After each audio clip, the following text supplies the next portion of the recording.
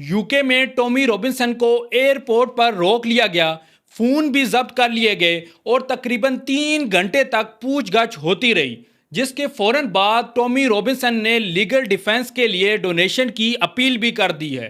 Tommy Robinson, जिसका असल नाम स्टीफन यक्सले लेनोन है, इमिग्रेशन, असाइलम सिस्टम और बॉर्डर सिक्योरिटी के खिलाफ सख्त बयानात देने के हवाले से जाने जाते हैं। उसने पिछले साल लंदन में यूनाइट दी किंगडम मार्च भी किया था, जिसे इमिग्रेंट मुखालिफ मार्च भी कहा गया। टॉमी रॉबिन्सन पहले भी मुख्तलिफ केसेस की वजह से जेल जा चुका है। गुज़िश्ता रोज़ ये बैरून मुल्क सफ़र से वापस आ रहा था जब हुकाम ने उसे बॉर्डर सिक्योरिटी और दूसरे कवानीन के तहत रोक लिया। अब तक पुलिस ने यह नहीं बताया कि उसे किस स्पेसिफिक वजह से रोका गया, लेकिन ब्रिटिश लॉ के मुताबिक बॉर्डर्स पर ऐसे इख्तियारात मौजूद होते हैं जिनके जरिए हुकाम मुमकिन खतरात या मशकूक सरगर्मियों पर पूछगछ कर सकती है।